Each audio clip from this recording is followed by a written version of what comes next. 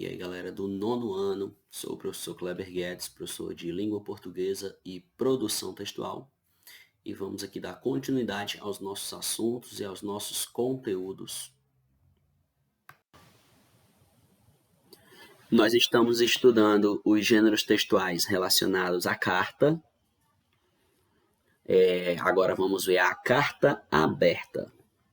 Vamos ver como que funciona esse gênero, a estrutura dele, as características. Vamos lá.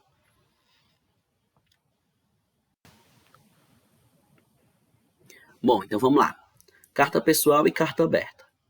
Enquanto a carta pessoal trata de assuntos particulares, né, pessoal, até mesmo algo familiar, já a carta aberta, ela faz referência a assuntos de interesse coletivo, ou seja, de interesse da população, de interesse de todas as pessoas, tá bom? Essa é uma diferença aí básica entre a carta pessoal e a carta aberta.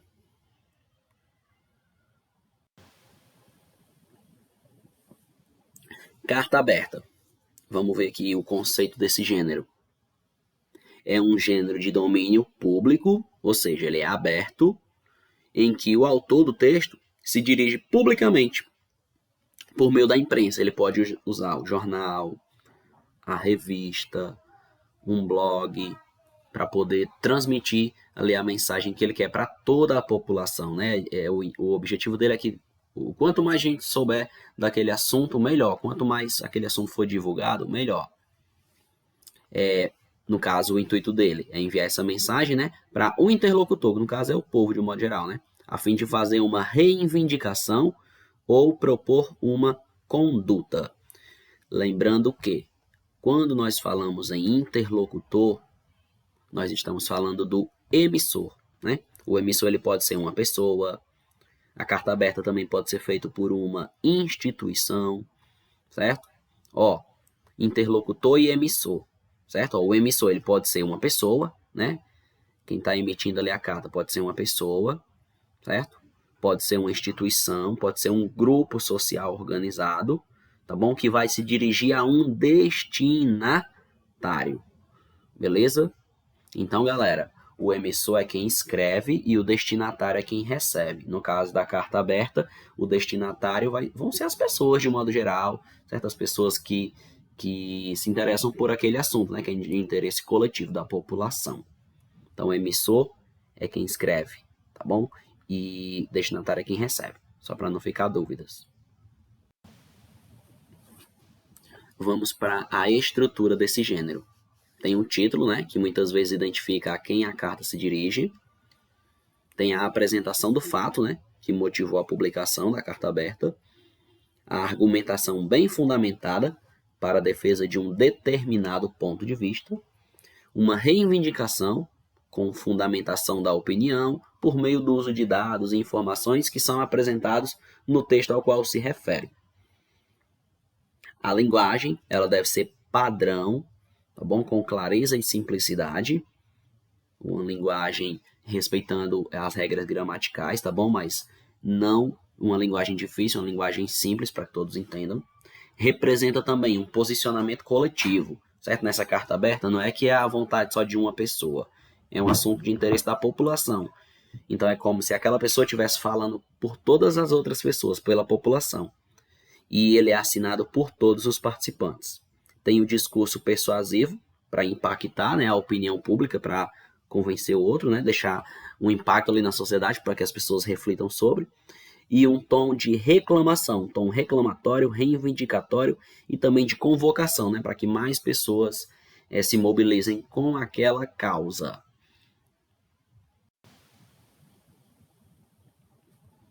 Estratégia argumentativa. Então vamos lá. Nessa carta aberta pode ter um argumento de autoridade. O que é isso? Nesse caso aqui, vai ser apresentada uma informação ou a opinião, né, de especialista no campo de conhecimento em questão. Então, por exemplo, se a carta aberta é reivindicando o melhor saneamento básico na cidade, certo? Então, essa carta, se ela for escrita, por exemplo, por uma pessoa da área da saúde, certo? E nessa carta a pessoa exponha, né, que aqueles esgotos ao céu aberto, né, pode gerar doenças. Então, ela ali é um argumento de autoridade, ou seja, uma pessoa que entende do assunto, certo? Então, o que ela está falando deve ser levado a sério. Segundo tópico aqui, argumento de raciocínio lógico. Consiste em apontar os motivos e lançar as consequências de determinado fato, ou seja, o motivo pelo qual aquela carta foi escrita, tá bom? As consequências que está tendo na sociedade, certo? Por conta desse problema e por isso que as pessoas estão reivindicando. Terceiro tópico aqui, ó, argumentação de dados estatísticos, ou seja, é uma apresentação de dados confiáveis de pesquisas que ajuda a mostrar que o argumento tem fundamento. Ou seja, se na carta aberta também tiver dados, números, estudo que foi realizado sobre aquele assunto, melhor ainda. E a exemplificação, que consiste em apresentar exemplos e comparações que também ajudam a convencer o destinatário da carta. Nós temos aqui o emissor. Vamos lá.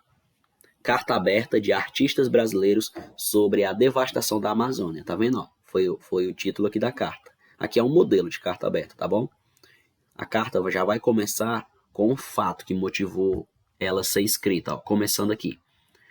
Acabamos de comemorar o menor desmatamento da floresta amazônica dos últimos 3 anos. 17 mil quilômetros quadrados. É quase a metade da Holanda. Agora, em seguida, vão vir dados estatísticos comparação. Ó, da área total, já desmatamos 16%, o equivalente a 2 vezes a Alemanha e 3 vezes os estados de São Paulo. Ok. Em seguida, aqui na parte branca, ó, não há motivo para comemorações. A Amazônia não é o pulmão do mundo. Mas presta serviços ambientais importantíssimos ao Brasil e ao planeta. Aqui foi mais um dado, né, importante, né, que a Amazônia ela presta serviços ambientais importantíssimos ao Brasil e ao planeta, ou seja, ela tem uma grande importância no planeta. Continuando, essa vastidão verde que se estende por mais de 5 milhões de quilômetros quadrados. E por fim, ó, vem aqui a importância, né, pelo qual a carta está sendo escrita, né, ó. É um lençol térmico engendrado pela natureza para que os raios solares não atinjam o solo, propiciando a vida das mais exuberantes florestas da Terra e auxiliando na regulamentação da temperatura do planeta. Aqui é um modelo de carta aberta. Continuando aqui na carta aberta, ó.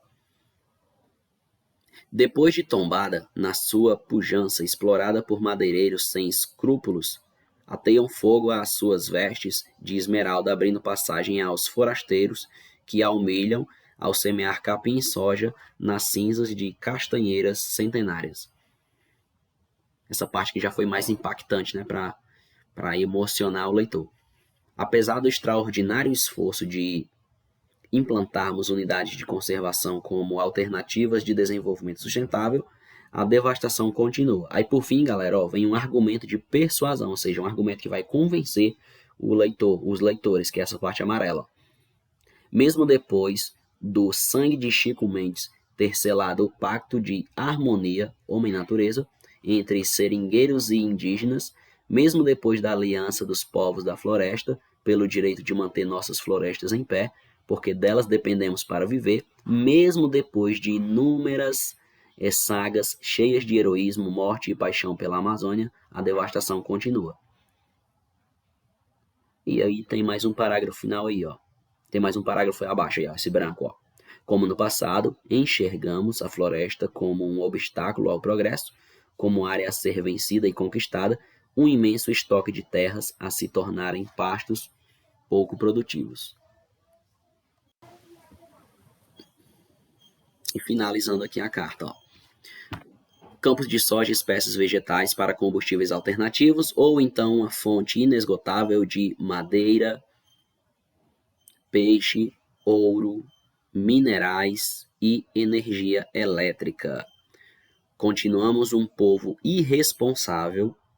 O desmatamento e o incêndio são o símbolo da nossa capacidade de compreender a delicadeza e a instabilidade do ecossistema amazônico e como tratá-lo. E aqui, galera, ó, tem um argumento de reclamação, que é essa parte amarela. Um país que tem 165 mil quilômetros de área desflorestada, abandonada ou semi-abandonada, pode dobrar a sua produção de grãos sem a necessidade de derrubar uma única árvore. É um argumento que ele está dando aqui, né, que não tem necessidade de haver toda essa devastação das árvores, né, porque tem área sim para praticar agricultura. É urgente que nos tornemos responsáveis pelo gerenciamento do que resta dos nossos valiosos recursos naturais. Agora na parte branca, ó, portanto, a nosso ver, como único procedimento cabível para desacelerar os efeitos quase irreversíveis da devastação. E por fim, nós temos mais um argumento aqui, ó, um argumento de autoridade, esse amarelinho, ó. Segundo o que determina o artigo 4, né, o inciso 4 do artigo 225 da Constituição Federal, onde se lê. Tem mais uma parte da carta ainda aqui na outra página. A floresta amazônica é um patrimônio nacional e sua utilização far-se-á na forma da lei, dentro de condições que assegurem a preservação do meio ambiente, inclusive quanto ao uso dos recursos naturais. Agora aqui sim vem o final da carta com um tom reclamatório de ordem, que é essa partezinha amarela final, galera. Ó. Assim, deve-se implementar em níveis federal, estadual e municipal a interrupção imediata do desmatamento da floresta amazônica já. É hora de enxergarmos nossas árvores como monumentos de nossa cultura e história. Somos um povo da floresta. Então aí foi a carta aberta, tá bom? É uma carta um pouco extensa, um pouco grande, porém nas nossas atividades, né, a gente tem que organizar a nossa carta para que ela caiba nas 30 linhas, tá bom? Para que ela não passe das 30 linhas. Até porque, né, são 30 linhas mesmo na folha de redação, para poder produzir a carta.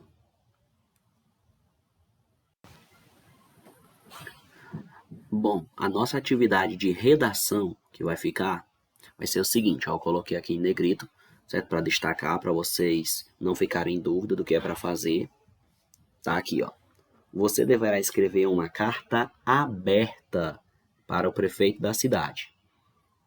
Então não é que você vai, de fato, colocar a carta no envelope, levar para o correio, não, você vai escrever no seu caderno, galera. Tá bom? Mas é como se você fosse enviar ela para o prefeito da cidade. Então tem que usar uma linguagem padrão, formal, tá bom? Do jeito que a gente estudou no gênero textual hoje. Então, ó, você deverá escrever uma carta aberta para o prefeito da cidade, expondo um problema ou parabenizando por algo. Então, você pode expor um problema do seu bairro, sei lá, um esgoto que está estourado a céu aberto, ou um asfalto que está esburacado, ou uma rua que está sem iluminação, algum problema que tem na cidade que você queria ali expor, né? Deixar uma carta aberta para todas as pessoas da cidade terem consciência do que está acontecendo, né? Ou também você pode, também não obrigatoriamente precisa ser algo negativo, você também pode parabenizar por algo que foi bem feito, sei lá, pela construção de algo que foi realizado pela prefeitura, certo? Por algum projeto que a prefeitura vem realizando no seu bairro ou na cidade, tá bom? Então você também pode escolher algo positivo para parabenizar a atuação do prefeito. Então você escolhe qual dos dois você vai querer fazer. Então, ó, tome cuidado com a linguagem, que deve ser formal, não é isso? Então, você não vai usar uma linguagem informal de qualquer jeito. Lembre que a carta é como se ela fosse para o prefeito da cidade e todas as pessoas vão ter acesso a essa carta, porque ela vai ser publicada em um jornal, certo? Em uma revista conhecida na cidade, tá bom? Você deve escrever no mínimo 20 linhas, tá bom? E no máximo 30 linhas, apesar de que a gente viu aqui na nossa aula, o modelo de carta era uma carta bem grande, né? A nossa carta ela tem que estar organizado dentro das 30 linhas, até porque quando é prova, quando é TD, a gente só tem 30 linhas para realizar quando é um concurso, né? Tipo quando é a prova do IFCE, a prova do Enem, sempre é só 30 linhas, apesar de que na prova do IFCE e na prova do Enem é outro gênero textual, não é carta. Mas a gente tem que aprender a organizar o nosso texto para que ele nem fique tão pequeno e não, nem tão gigantesco. Então, por isso que eu organizei aí entre 20 e 30 linhas. Beleza, galera?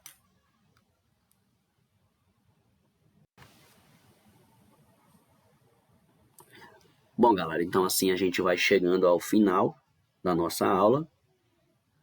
Você pode voltar de novo, certo? Para assistir, caso haja necessidade, caso alguma parte você não tenha entendido tão bem. Então é isso aí. Agora vamos lá, mãos à obra. Tchau, tchau e até a próxima aula. Valeu, galera.